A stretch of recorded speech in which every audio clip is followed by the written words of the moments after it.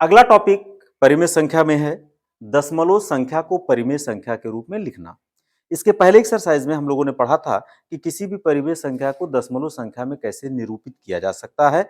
यहाँ पर हम लोग पढ़ेंगे कि अगर कोई दशमलव संख्या है तो उसको परिमेय संख्या के रूप में कैसे लिखेंगे। तो ये प्रक्रिया बहुत आसान है अगर हम थोड़े से प्रोसेस को लिखने की कोशिश करें।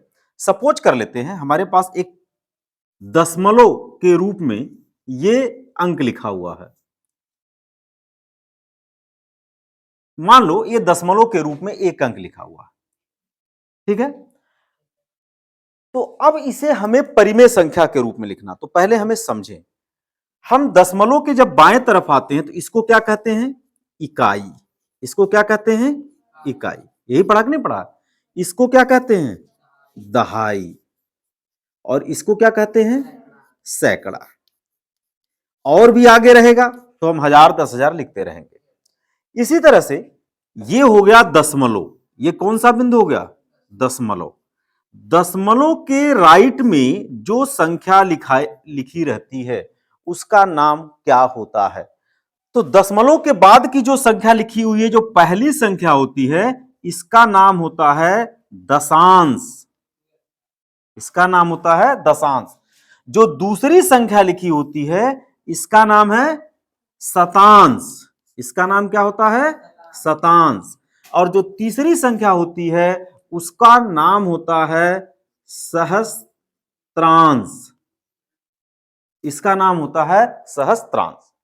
अब देखो, आप छोटे कक्षाओं में पढ़े हो कि जब इकाई का अंक होता है तो उस इकाई के अंक में हम किसका गुणा करते हैं? एक का। दहाई के अंक में किसका गुणा करते हैं? 10 का। तो हमारा दहाई का अंक यहां 5 है तो 5 में किसका गुणा करेंगे? 10 का। और सैकड़े में किसका गुणा करेंगे? जो भी सैकड़े का अंक है उसमें हम हमेशा क्या करेंगे? 100 का गुणा करेंगे।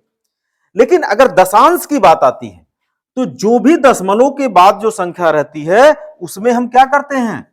10 से क्या करेंगे? भाग देंगे, ठीक है। जो शतांश लिखा है, शतांश का मतलब 100, तो इसमें क्या करेंगे? जीरो में किससे भाग देंगे? 100 से भाग देंगे। और अगर यहां 3 लिखा हुआ है सहस्त्रांश, तो इसका मतलब क्या हुआ? सहस्त्रांश का मतलब हुआ कि 3 को हम किससे भाग देंगे? 1000 से भाग देंगे। तो सबसे पहले हमें यह समझना चाहिए कि अगर कोई संख्या दशमलव के रूप में लिखी है तो इकाई में 1 का गुणा, दहाई में 10 का गुणा और सैकड़े में 100 का गुणा करेंगे। जब हम दशमलव के राइट साइड में जाएंगे, दाहिने तरफ जाएंगे, तो पहले अंक को दशांश, दूसरे को शतांश, तीसरे को सहस्त्रांश कहते हैं।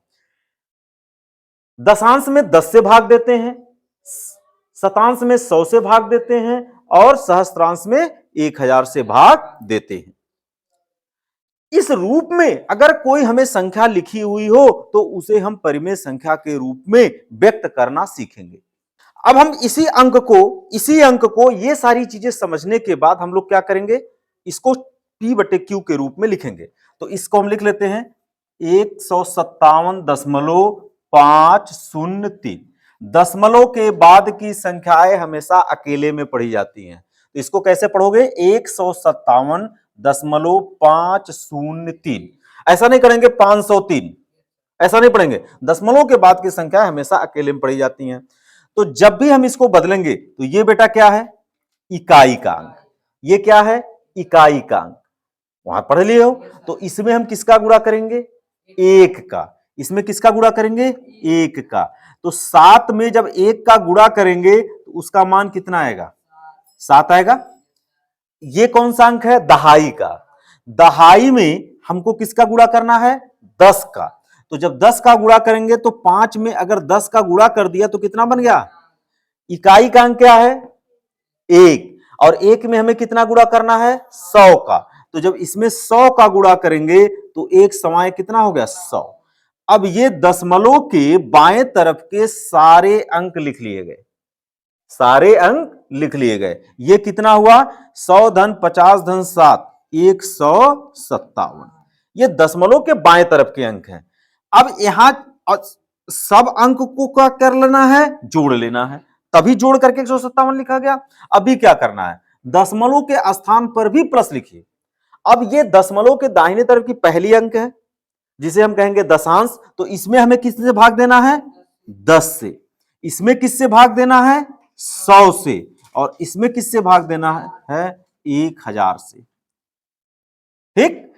और सबको क्या कर लेना है? जोड़ लेना है। तो बेटा ये बताओ 5/10 ये तो ऐसे रहेगा, रहेगा ना, और 0/1000 तो हो गया 0, और 0/100 हो गया 0, और 3/1000 कितना हो गया? वो तो ऐसे ही रहेगा, रहेगा कि नहीं रहेगा? अब हमें क्या करना है?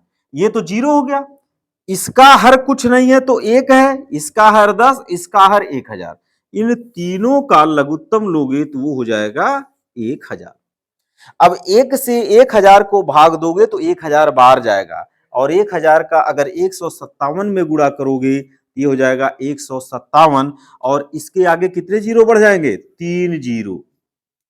ठीक, संख्या प्लस है, प्लस लिखा, 10 से 1000 को भाग दिया, एक जीरो कट जाएगा, बचेगा 100, 100 का गुणा 5 में करोगे हो जाएगा 500, और जीरो लिखना नहीं है, 1000 से 1000 को भाग दोगे एक बार जाएगा, और एक का गुणा 3 में करोगे तो हो जाएगा 3। अब ऊपर के सारे अंकों को जोड़ लेना है, ऊपर के सारे अंकों को क्या कर लेना है? जोड़ लेना है। तो जोड़ बेटा, पहला अंक इकाई इकाई से जोड़ो, 3 0 0 कितना हो गया? 3। अब यहां तो खत्म, अब इसका दूसरा दूसरे अंक से जोड़ो, 0 और 0 जोड़ोगे कितना होगा? 0, फिर 5 को 0 से जोड़ोगे कितना होगा? 5, फिर यहाँ 7, 5 1 यहाँ है, यहाँ पर कोई डिजिट नहीं है तो इस डिजिट को उतार लिया जाएगा, 7 5 1/1000। तो ये हो गई एक दशमलव संख्या को p/q के रूप में व्यक्त करना। तो आपको